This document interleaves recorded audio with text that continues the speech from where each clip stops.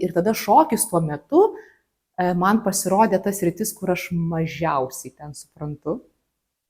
Neturiu kažkokių tokių, nežinau, žinių, gebėjimų, supratimo, man buvo visiškai, ne visiškai šviežia nauja, aš kažkiek ten vaikas būdama šokau kolektyvose, bet aš kartu stojamuosius egzaminus laikiau su tuo metu Čiurlionio menų gimnaziją baigusiam balerinom. Tai man buvo, wow, galvoju, va čia, tai man būtų ką veikti ir nesugadinti.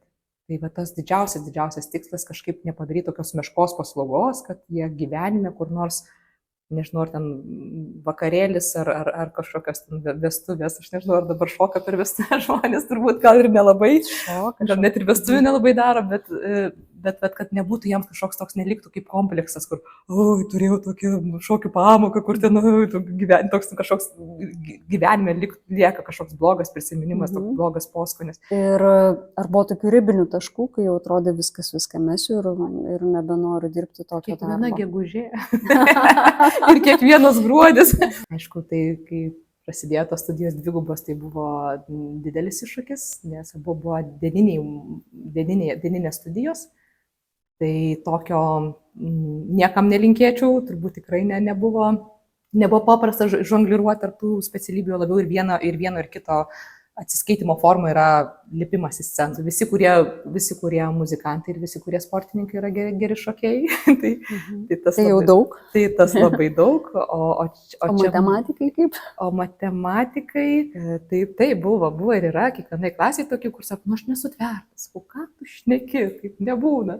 Tiesiog galbūt kažko dar netrakinai, kažko nesupratai ir būna, kad, iš tikrųjų, tai aš labai mėgstu tokius atvejus, nes, sakau, čia mano pedagoginis iššūkis. Kartais pagalvoju, kad per dieną aš turiu kontaktą su 200 mokinių. Ir aš kartais vakare grįžtu ir galvoju, ar buvo kažintas žmogus ar nebuvo. Ir aš net nepastebiu, kad kažko nėra. Aš nežinau, ar yra toks taškas, kur tu esi, jautiesi, kad labai viskas, jau dabar jau išmokau, žinau. Man atrodo, tas augimas yra dešimtmečiai kol tu. Tai turbūt būdinga mokytojui, aš taip suprantu, jis yra geras mokytojas, taip, bet kai jisai nuolat mokosi. Ir apskritai žmogui gal greičiausiai, ne tik tai mokytojai. Tai, tarkim, aš žinau muzikos mokyklą vien pabaigusių žmonių ir begalę tų žmonių, kurie nebeprisėda prie pianino vien dėl kažkokio tai per griežto prieimo, dėl kažkokio tai, nežinau, iš savęs reikalavimo greičiausiai. Ir kaip tu sakai, paskui tenka reabilituotis dėl tokių dalykų. Bet kas negerai šitoje vietoje? Kodėl niekas nesikeičia? Kodėl mes tą mokyklą, kaip su tuo nebūk tuo, kuo aš esu? Kodėl mes ją perdavinėjom ir tai niekaip neišsivalo, kaip čia pasakyti? Ir aš dabar labai norėčiau netgi ten mokyklą, dabar su savo tuo svoriu ir žinojimu labai norėčiau nueiti ir ten pasakyti, žinok, jūs dirbat blogai. Nes po jūsų paskaitų jaučiausi taip. Bet kas buvo mano atveju, tai man reikėjo tiesiog mesti tas studijas.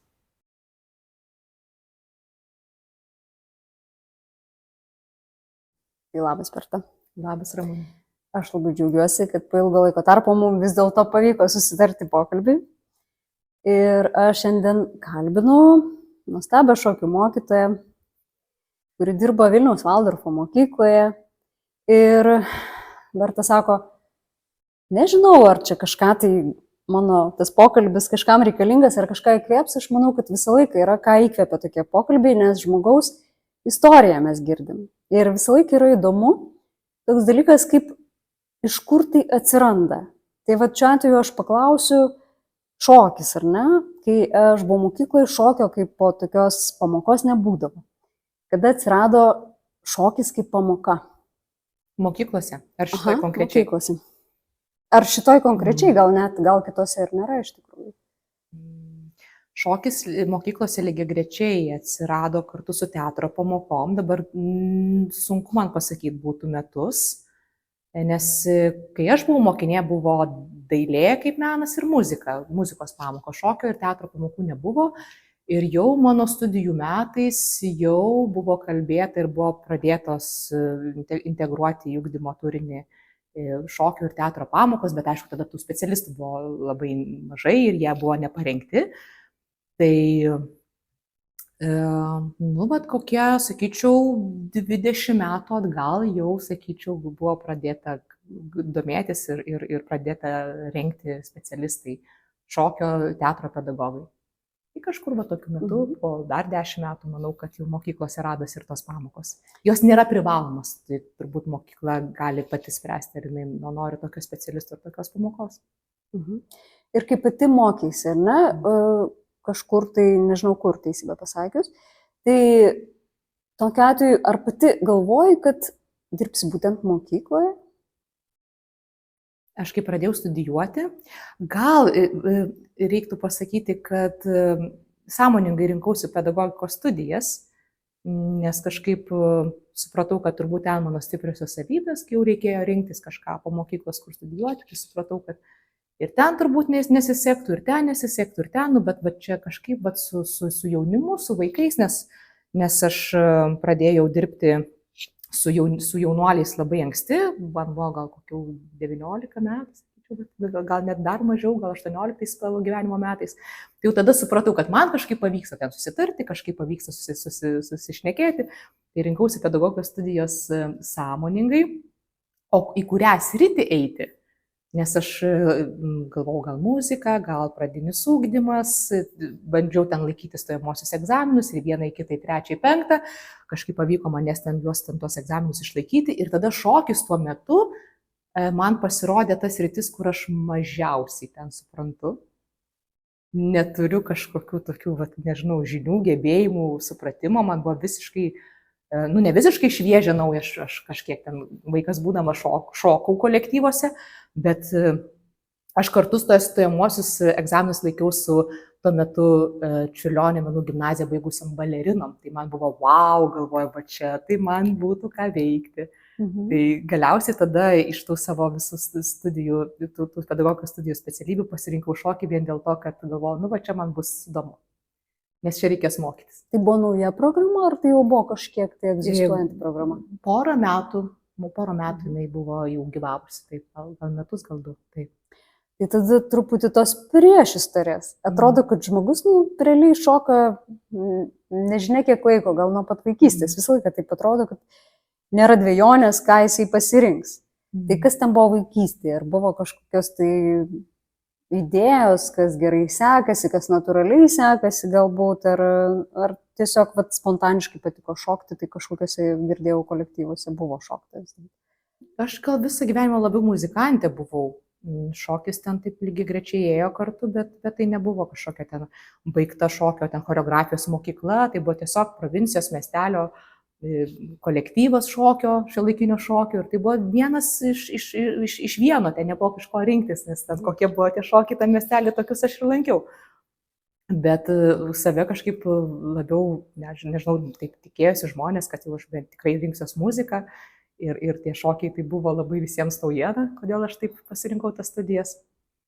Tai net ir nežinau, kažkaip sunku atsakyti tą klausimą. Tai labai, man atrodo, žmogui tie paraleliai dalykai, ir muzika, ir šokis, ir menas, teatras, jeigu domiesi vienas sritim, tai tie menai visi pasiveja tave ir kiti. Ne veltui universitetuose taip ir moko, paskui kažkaip sujungtai truputėlį, bet kalbant apie muziką, tai kas ten buvo muzikos mokykla, kažkoks instrumentas ar vokalo lavinimas? Taip, aš muzikos mokyklą baigiau Kaišiadorių meno mokyklą, mokiausi fortepijono specialybei. 10 metų, sakyčiau. Kiek reikia ten? Aš nežinau, kad tikrai daugiau negu reikėjo mokiausi. Turėjom ir su jaunimu, su bendraminčiais, kūrėm muzikos grupės, koncertuodavom, keliaudavom po festivalius. Dainuodavau ir taip tikrai buvau sumačius, kad stosiu akademijoje vokalą, tikslingai tam rašiausi, lankiau pamokas ir galiausiai nuėjau pedagogiką ir pasirinkau šokį. Bet muzika mane pasivijo po metų, aš paskui galiausiai po metų įstojau ir į muzikos studijas, tai mokiausi lygiai grečiai ir baigiau tos abu dalykus. Tai va, tik tiek galbūt čia taip mokykla aš labiau matoma kaip šokių mokytoja muzikos, kažkaip nesiryštų. Nėra terpės labai daug ir taip puikiai. Esu mačius pasidalinimuose, kad man senas įrašas, galvoju, geras, čia netikėta. Tai, o kas taip, tą truputį netikėtumo momentą apsisprendimui? Man įdomu, gal ir kitiems bus įdomu iš tikrųjų, kas ten brūkštelna, kad eisiu į pedagogiką ir studijuosiu šokį, kai tuo metinis atrodo visas kelias nutiestas vokalų. Kaip ten vyksta? Kažkaip pagalvojau, kad daugiau šansų pritaikyti šitą sritį, kad tai yra įdomu, kad vokalas, vadinasi, tu jau turi būti, jeigu nori būti geras, turi būti solistas, turi būti be konkurencijos, nes ten kažkur chore dalyvauti ir būti ten 30 sopranų yra ne taip smagu, ne taip ir galbūt, nežinau, negu lyginant rinkti šokių studijas ir turėti, nežinau, galimybės vesti būrelius, turėti savo studiją, dirbti mokykloje ar nebūtinai, arba kažkur ten neformaliam ugdyme. Tiesiog pagalvojau, kad tai kažkaip tuo metu maniau, kad tai bus daugiau galimybių, daugiau šansų pritaikyti. Tas visas kelias, kai tai buvo mažo miestelio kažkoks tai kolektyvas, ansamblis ar grupė susikūrusi, kaip tada visos tos perspektyvos atrodė? Ar atrodė, kad jūs tiesiog auksit ir keliausit ir tai bus jūsų, ar tai tiesiog jūs darėt, kad jums buvo smagu ir gera pasilinksminti? Turbūt čia tas antras variantas, tiesiog to mažo miestelio toks ir privalumas, ir trūkumas, nes nėra daug pasirinkimų. Ir atrodo, tiesiog darai viską, ką ten siūlo, kokia yra pasiūla. Ir aš kažkokį tokį nepilnavertiškumo kompleksą visada jaučiau, galvoju, kad aš čia miestelį, tai aš jau čia žinoma, garsi ir čia mane visi mato ir man čia sekasi, visur dalyvauju. O jau kai kada nors aš nuvažiuosiu į tą sostinę ar į kažkokį didelį miestą, tai būsiu ten visiškai nematoma ir niekaip nepakonkuruosiu nei su savo muzikom, nei su savo šokiais. Tai aš kažkaip su tokia nuostata ir rinkausi tas studijas ir galvoju, aš tokia čia mažytė, aš ateisiu ir jie čia mane visi suvalgys ir čia visi bus tokie muzikantai, tokie šokėjai, o šitokia, tiesiog tokia kažkaip maža pelytė. Tai tuo metu tiesiog atrodė, darai viską, kas tau smagu, kur tavo bendraminčiai ir kad tiesiog užimti vakarai būtų ir kad būtų linksma ir smagu. O vėliau pasirinkus ir atvykus į Vilnių, tai tada jau tos realijos tokios matėsi kitokios. Ir supranti, kad gal ne visai jau čia ten taip blogai ir man su tai šokiais ar su to muzikom sekėsi, gal reikėjo pabandyti ir gal kažką ten tą šuoliuką ir didesnį daryti, į atlikėjo kelią rinktis, bet tą kartą buvo labai nedrąsu, jeigu galėčiau grįžti laiku atgal, aš dabar manau, kad tai buvo toks neryžtas, galbūt klaida, gal reikėjo pabandyti bent jau, tada jau bet kada galima grįžti į pedagogikos studijas.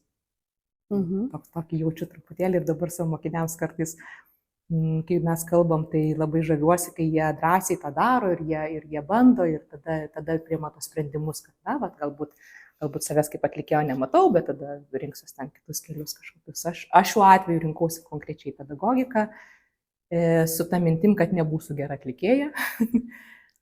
Ir šiek tiek giliuosi jo, kad nepabandžiau. Bet paraleliai juk ėjo ta muzikos studijavimas, muzikos ėjo paraleliai. Tai kokia idėja buvo studijuojant muziką dar plus? Tai muzikos irgi buvo pedagogikos studijos. Pedagogikos. Taip. Tai idėja gal tiesiog norėjosi neprarast formos. Norėjosi neprarast formos, ten pašokį, čia nueini pagroji kažką. Tai tokio vietoj būrelio. Aišku, tai kai prasidėjo tos studijos dvigubos, tai buvo didelis iššūkis, nes buvo dieninės studijos.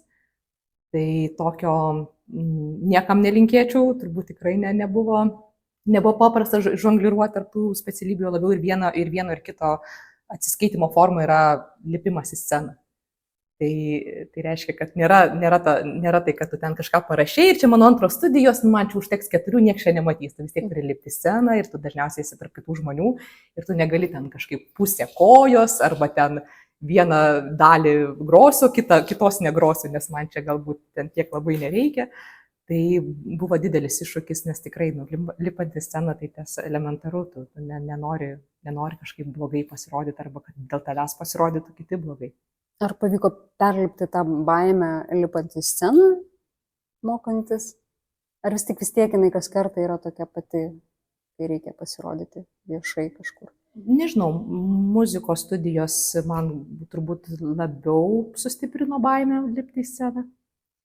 Ir dėl to turbūt aš daug metų ir nebesirinkau nieko su to daryti ir šiuo metu nedarau. Dabar gal jau gyju, kažkaip gydausi nuo to. bet tai tikrai buvo, manau, kad nelabai tinkamais metodais daroma, dėstoma ir labiau sustiprino turbūt baimę ir nenorą kažkaip muzikuoti. Bet dabar su savo tuo svoriu ir žinojimu labai norėčiau nueiti ir pasakyti, žinok, jūs dirbat blogai, nes po jūsų paskaitų jaučiausi taip. Bet kas buvo mano atveju, tai man reikėjo tiesiog mesti tas studijas, o ne bandyti ten tęsti iki magistro, iki viso ko. Ir iki magistro netgi. Bet, tiesiog gal reikia, manau, kad jauni žmonės ir šitie jauni žmonės, Valdorfo žmonės, mokiniai mūsų, tai jie tikrai geba kritiškiau mąstyti. O su šokiu tai niekada nebuvo labai daug baimės, nes labai lengva lipti į sceną, šokti, lipti į sceną. Ar tai buvo kolektyviai, ar vis tik solo? Visai būdavo visokie pasirodymai, bet turiu meni, kad šokti scenoje yra lengviau, nes tu kontroliuoji čia ir dabar. Tai, jeigu ne taip, tai truputėlį kitaip, kažkaip įsisuksi. O vat tom muzikavime, ar ne, lipti į sceną, kai tu atsisėdi ir tau iš tikrųjų ten baltas lapas užkrenta ir tu nebeprisimeni, kas toliau, tai iš to išeiti yra, man atrodo, sniegiau. Arba man taip. Čia gal taip kiekvienam skirtingai atrodo, nes kažkas baimė turi pamiršti judesius, kažkas daugiau su klavišais, gal kažkaip tai ta baimė atsiranda, ar su tekstu, su balsu, nežinau. Tai kiekvienam gal tas savo. Ir dar tada noriu paklausyti, tam pedagoginiam kelyje dabar yra daug vaikų aplink ir žmonės, kurie dirba su vaikais, jaučiasi tie vaikai aplink juos ir jau atrodo tas tokia jaunystė labiau gyvuoja aplink juos. Ir ar einat pažinti gabius vaikus, turiu omeny gabius šitai sričiai, šokiui, muzikavimui, balsui, lavinti kažkur ir ar pavyko kažkaip įkvėpti, kad jiem reikia kažką su tuo daryti, ar tiesiog kaip iš savo patirties? Kiek metų jau mokykloje? Turbūt 15 metai, čia šitoje mokykloje aš esu, taip. Gabius vaikus, tai čia labai daug gabių vaikų. Ypatingai šioje mokykloje yra labai daug gabių vaikų, turbūt čia nuo 1 klasės jie mokosi ritmų, mokosi judėdami, daug juda, daug sportuoja ir už mokyklos ribų. Tai šokiui labai paprasta, jeigu tu esi sportininkas, tai jau esi gabus šokiui, nes esi koordinuotas ir valdai kūną. Ir jeigu dar esi muzikalus, tai dar ir girdi ir gali ten kažkaip ten toje muzikoje. Tai visi, kurie muzikantai ir visi, kurie sportininkai yra geri šokėjai. Tai jau daug. Tai tas labai daug. O matematikai kaip? O matematikai, jie kitaip šoka. Aš galiu pasakyti, tarkim, šokio pamokoje, aš galiu atpažinti, kuris gerai moka matematiką, jam ten jis pradeda laipsniai skaičiuoti, kiek ten sukinys, kiek ten ketvirčių ir galvoju, tau jau sekasi matematika. Bet sako, pianinu gerai groja matematikai. Taip, tai čia labai susiję dalykai. Tai ir matematikai labai gaudosi gerai, labai koordinuoti būna ir gaudosi erdvėje gerai. Nes kitam, tarkim, tik muzikaliam žmogui erdvėje gaudytis nėra taip paprasta, nes jo erdvė yra tokia plati. Muzikantui ne, jinai tokia, kiek ten, žiūrint, kokį tu instrumentą valdai. Arba ten tokį, bet tokį tau erdvė nesikeičia. Toks viskas yra labai ir natos yra taip iš kairės į dešinę ir ta erdvė yra, šokis ir teatras yra erdvė laikiniai menai. O muzika, jinai gyvuoja ne erdvėje, laike, bet ne erdvėje. Jo, tai matosi kartais, kad matematikams yra, jie kažkaip, bet kažkas ten niekada nesudomėjusis, gilinusis, bet jie labai gerai gaudosi erdvėje. Jiems ten į kurią pusę juos atsukai, pasukai, jiem taip ir persiverčia viskas. Koordinačio ašis gerai. Taip, jie kažkaip to susivokia labai gerai. Labai įdomu. O buvo tokių atradimų, kur, tikrai vaikui nesiseka su tais parametrais, bet paskui jis tiesiog kažkaip nustebina, nes pradeda judėti kažkaip ar jausti geriau kitaip erdvėje. Ar buvo tokiu atveju, kur atrodo, tikrai jis niekada nepersilauš ar kažkokiu tai tam tikrų momentų? Man taip niekada netrodė, kad jis niekada nepersilauš. Jam taip atrodo. Taip buvo ir yra kiekvienai klasiai tokių, kur sako, aš nesutvertas, ką tu šneki, taip nebūna. Tiesiog galbūt kažko dar netrakinai, kažko nesupratai ir būna, kad, iš tikrųjų, tai aš labai mėgstu tokius atvejus, nes, sakau, čia mano pedagoginis iššūkis. Tai man įdomu pažiūrėti, ko jis nesupranta arba kas jam atrodo, kad nesiseka ir tada, kai galiausiai atrakini, pamatai, ką ten jam galima būtų pasakyti, kad jam ten pavyktų. Nes ten nėra nieko sudėtingo, aš visada sakau, tik nedaryk man, prašau, gražiai, aš nenoriu, kad čia gražu būtų, man tik tiesiog, kairė, dešinė, perkelk svorį nuo ten pradedi kažkaip labai aiškiai, labai tiesiog pasakot, kaip paprastą uždavinį kažkokį, kaip sporto elementą, kažkokį nuo vienos kojos ant kitos, perdėši svorį, ranką pakeli ten, dabar ten ir tada kažkaip matai, kad atsirakina gal. Nežinau, labai švenčiu kiekvieną kartą tas istorijas, kai pavyksta ir kai žmogus sako, negalvojau, o pavyko, sekasi ir kažkaip nebelieka to komplekso, arba tas kompleksas sumažėja, judėti, šokti. Tai čia, nežinau, čia turbūt tas ir yra, dėl ko verta dirbti mokykloje ir būti mokytoju. Aš matau, kad toks darbas, jisai, kaip ir pati minėjai, reikalauja tokio dėmesio, kartais labai asmeninio tokio dėmesio. Koks yra pojūtis iš tikrųjų, kai tą dėmesį kiekvienam iš vaikų gal, arba kuriam labiau reikia, kas kartą tenka atiduoti. Ar tai yra nuovargis, ar tai yra, nežinau, kas tai yra. Ar tai yra tiesiog tas, kas įkvepia veikti toliau, tai matai, kas iš to gaunasi, kas tai yra, kaip tu sakai, reikia žmogui asmeninio dėmesio. Ir jis tada atgyja, jis tada jaučiasi matomas ir įkveptas. Neįmanoma, kad pavyktų tą dėmesį skirti kiekvienam per pamoką, nes ir dalykas toks yra, kad tai atėjo 11-okų, tada po 45 minučių 5-okų 30, tada 6-okai, tada 12-okai, tada vėl 10-okai ir amžius skiriasi ir tų vaikų iš tikrųjų labai daug, klasės didelis, neįmanoma skirti. Aš iš tikrųjų kartais pagalvoju, kad per dieną aš turiu kontaktą su 200 mokinių. Ir aš kartais vakare grįžtu ir galvoju, o ar buvo kažintas žmogus ar nebuvo. Ir aš net nepastebiu, kad kažko nėra. Nes tai yra gal pats dalykas toks, kad tiesiog judi, daug visko vyksta ir net nematai. Ir jie nesėdi salose. Neįmanoma, čia visada toks aš nekeliu tokio lūkesčio, nes tai yra tiesiog niekaip nesigauna.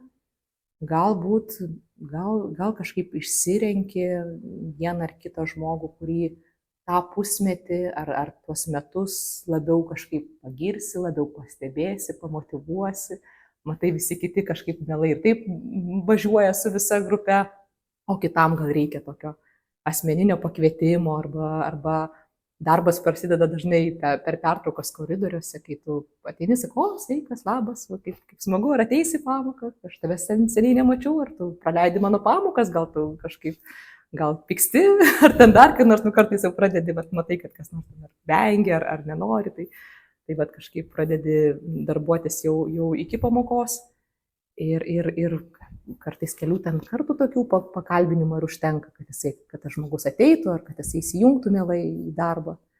Tai tokio lūkesčio, kad visus pastebėtų ir atsakant į tą klausimą, ar tai yra labiau nuovargis ar ten įkvėpimas, tai jeigu bandyti viską priepti, tai turbūt tikrai būtų didžiulis nuovargis. Bet pabandant bent po kažkokią kruopelytę, po dalelę vienam kitam žmogui, jeigu tai pavyksta jį prisikalbinti arba kažkaip atrakinti jo ten kažkokį norą ateiti į pamoką, tai ir didžiulis įkvėpimas, ir didžiulis džiaugsmas. Gal yra kažkokia tai būdinga amžiaus tarpsnė arba kažkuriai nors iš klasių, kur tas šokis labiau pagaunamas to tokio įkvėpimo, kur jie labiau visi imliau ima tai ir nori ir džiaugiasi, kad jis yra. Ar yra kažkokia būtent amžiaus tarpsnis, kuriame tai atsiranda? Taip, jau kai jie būna maždaug 9 klasėje, ateina 9-okai ir jau, aišku, į vyresnės klasės, tai aš jau sakau, kad man jau ten dirbti nereikia. Jie tiesiog tiek džiaugiasi to buvimu vienas su kitu ir to kontakto, fizinio kontakto, turėjimu vienas su kitu. Tai kažkaip aš tiesiog esu toks tarpininkas, kur tiesiog leidžiu muziką ir ten kažką parodau, pasakau, ką daryti. Šitą aš jau girdėjau, Berta, jie ten patys stato spektaklius, viską jie ten patys susiranda, viską padaro. Bet iš tikrųjų, jeigu neįkvepiantis mokytojas ir nepatarėjas iš šono, tai vargu, ar jie ten patys susikoordinuotų ir tai padarytų. Tai visą laiką jaučiasi, kas po tuo yra, nepaisant to, kad ten vos truputį atrodo, gal reikia vos pajudinti ar į tą pusę. Bet tai koks jausmas tiem, kurie jau žada netekti to šokio 12-okam, turiu omenyje, jie turbūt labai skrupulingai tai žiūri ir kad žino, kad ne kiekvienas renkasi po to ten kokį nors su tuo susijusiu užsiėmimą, tai šokis mokykloje, ar jiem brangu yra? Sunku pasakyti, gal reiktų klausti jų. Ką jie patys sako, kaip jiem atrodo? Man labai didelis komplimentas, jeigu žmonės toliau gyvenime šoka. Tai reiškia, kad mano studijų metu vienas dėstytojas buvo pasakęs tokią frazę ir aš labai kažkaip ją nešiojuosi ir dažnai pakartoju savo, sako, tu geriau nieko neišmokyk, bet bent jau nesugadink. Tai bet man tas toks, kad apie tai, bet dar grįžtant į tai, kad stengiuosi ten nieko nedaryti, o jie patys viską daro, tai aš taip irgi stengiuosi jiems kažkaip netrukdyti ir nemaišyti ir tas yra turbūt svarbiausia to amžiaus tarpsnyje, kad tas mokytas yra kažkoks, jisai yra kažkur, jeigu reikia, jisai ateis, arba ten kažką patars, arba kai man parodys vieną ar kitą, aš sakysiu, gal šitas geriau negu manas ten kažkoks elementas, bet labai, labai norisi jiems netrukdyti, kad per daug kažkaip neužgošti visko, labai kiek įmanoma daugiau atiduoti laisvės ir nesugadinti.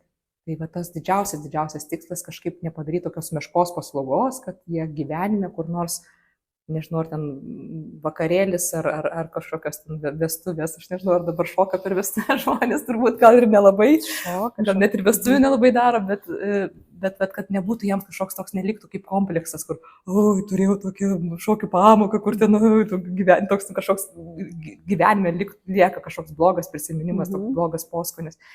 Tai man toks yra didžiausias mano siekis, tai kad tik nesugadinti, nesutraumuot kažkaip, o jeigu pavyksta padaryti taip, aš nežinau, ar tai mano dėka, ar kažko dėka, kad žmonės galiausiai dar pasirenka, aš jau nesvajoju apie tai, kad šokio studijas, bet būna ir taip, bet bent jau kažkur tęsti gyvenime kažką, arba bent jau nepabėgti toj vietoj, kai ten bus kas nors gyvenime, kokia situacija, kur reikės pašokti ir eiti ir būti drąsiam ir žinoti maždaug kaip ten elgtis arba kaip tą ranką paduoti.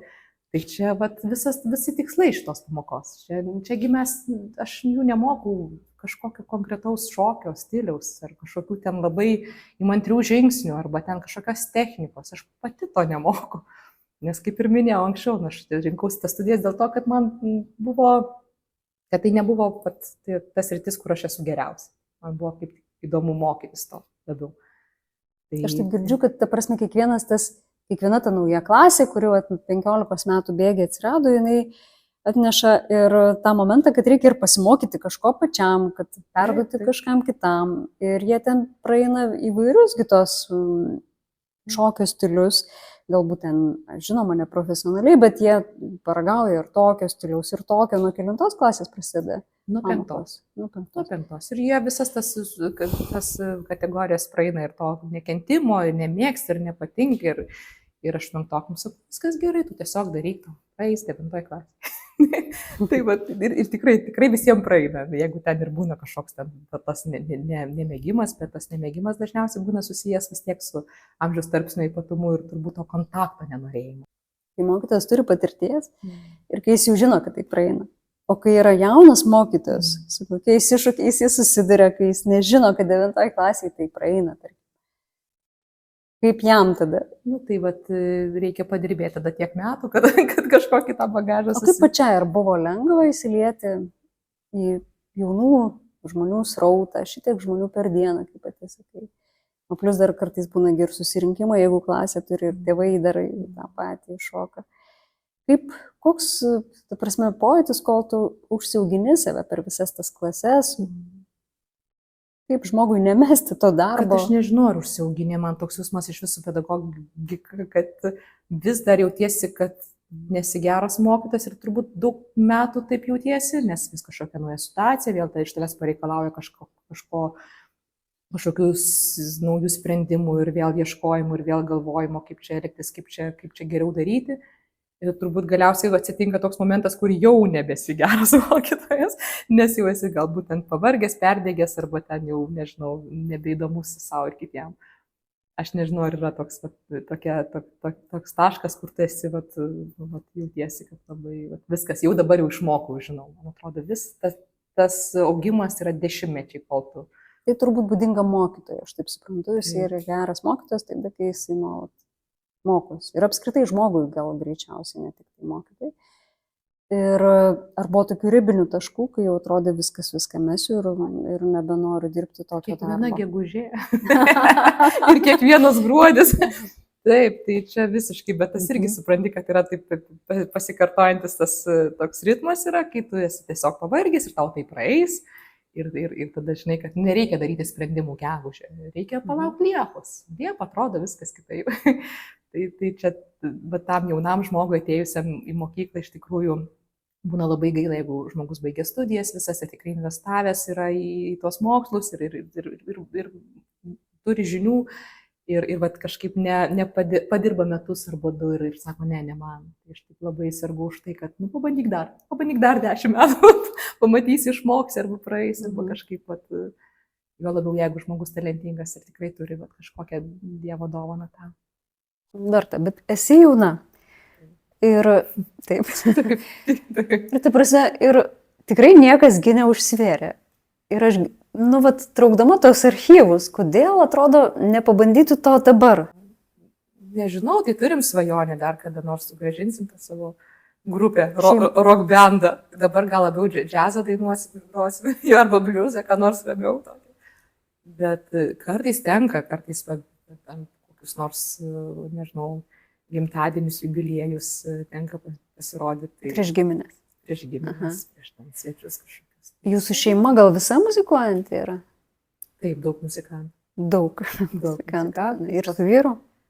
Mano vyras pasirinkęs yra medicinos studijas, yra gydytojas, bet lygiai taip pat muzikuoja dar daugiau, labiau negu aš.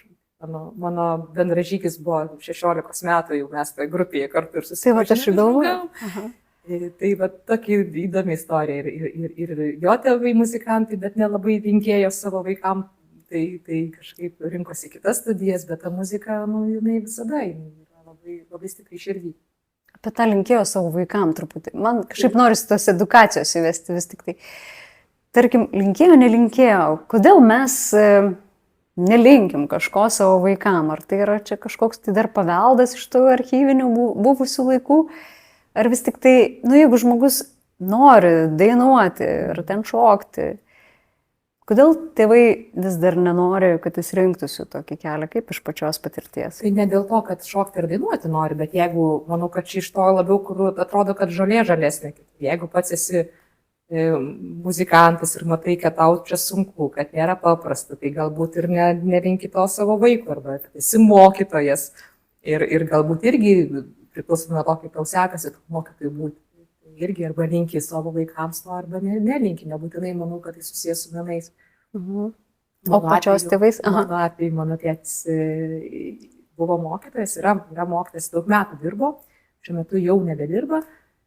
Ir jisai sako, aš tau labai nelinkiu būti mokytoja, nes labai sunkus darbas. Bet aš manau, kad matau, kad galėtų. Tai toks buvo jo sąmoningas, gražus kažkaip nukreipimas. Aš pikau dėl to, sakiau, nenoriu, bet turbūt taip. Ir priėmiau tas studijas ir tos mokslus taip, kaip visiškai natūralų dalyką, kad turbūt taip. O dabar galėtum savo vaikam tą pačią žinutę perduoti? Kaip pati esanti mokytoja, kad pasakyti, aš pabaigiau, aš dirbau, bet labai nenorėčiau, kad jūs būtumėt mokytojais savo vaikams. Ne, aš daug bendrauju su jaunimu, kurie irgi renkasi specialybės, turiu auklėtinius ir ne vieną laidą turėjau auklėtinių. Aš jiems sakau tos pačius dalykus, jūs žiūrėkite, kokį jūs darbą galėtumėte dirbti su malonumu, kas jums geriausiai sekasi, kur mažiausiai pastangų galėtumėte dėti. Tai ne dėl to, kad jeigu aš matyčiau, kad mano vaikai tikrai turi to kažkokį tokį gebėjimo organizuoti, kalbėti, nežinau, kažkaip būti tarp žmonių, bendrauti, pakelia va šitą krūvį. Tai sakyčiau, nustabu, tai rinkis tas studijas, nes panašu, kad tau seksis, kad mažiau dirbsi negu kitas, kuris mažiau apdovanotas. Tai net kalbėtum tada, tokiu būdu neperduotum to žinutės, kuri buvo perduota tau. Geras klausimas dabar galvoju, gal šitas klausimas ne birželio mėnesį, ne aš Liepos mėnesį kitaip atsakysiu. Bet... Gerai, palikim tada neatsakytą tokį retoriką. Labai norėčiau tokią mintį dar praplėsti. Aš manau, kad reikia apie tai kalbėti, kodėl niekas nesikeičia šitoj srity, kai aš vis dar girdžiu tos atgarsius, kai žmonės pabaigia.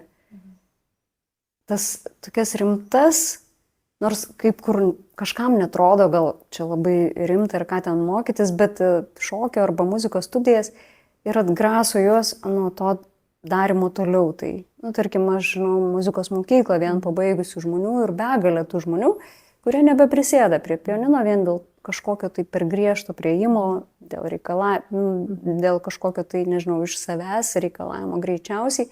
Ir kaip tu sakai, paskui tenka reabilituotis dėl tokių dalykų. Bet kas negerai šitoje vietoje? Kodėl niekas nesikeičia? Kodėl mes tą mokyklą, kaip su tuo nebūk tuo, kuo aš esu? Kodėl mes ją perdavinėjom ir tai niekaip neišsivalo, kaip čia pasakyti. Net ir tose pačiose teatro studijose labai daug tų likutinių tokių verčių, kur atrodytų kažką reikėtų pakeisti. Gal būtų proga ta tokia rekomendacija, kaip tu sakai, ateičiau dabar su ta branda ir pasakyčiau. Ką pasakytum? Ką jie netaip daro tada? Tai čia atsakant, dėl ko, tai dėl blogų mokytojų. Taip, bet tai dėl blogų dėstytojų. Bet jie galbūt irgi kažką paveldėjo, bet ką jiems reikėtų daryti kitaip? Traumuotojų aplinkoje užaugęs, traumuoji kitus ir viskas, čia toks atsakymas. Tokiais metodais, kuriais pats buvai mokytas, labai gaila, bet menų, tokios ryties, kur atrodo, kažkaip penas sielai, ten viskas turėtų būti kaip tik labai miela, pakylėta ir gražu. Tai tokių metodų gavęs, tai tu lygiai taip pat toliau traumuoji kitus žmonės. Bet gal apskritai kažkas sistemiškai, nes aš nežinau, aišku, ar jie perduoda tai, ką moka, ar yra kažkokia sistema, kurią jie turi perimti, apskritai sistemiškai.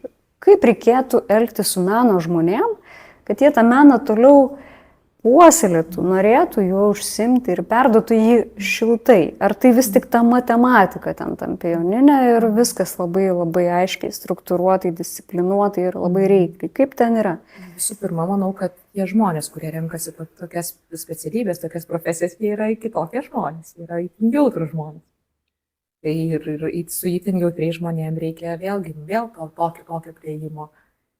Ir ką sistemiškai keisti, tai čia nuo rengimo, turbūt, nuo pačių universitetų, kurie ruošia ir kokios ten tos ugdymo programos ir gal tos programos nieko čia tokio, nes nei pastatas, nei programa nedaro tų dalykų, daro žmonės, kurie dirba su tuo.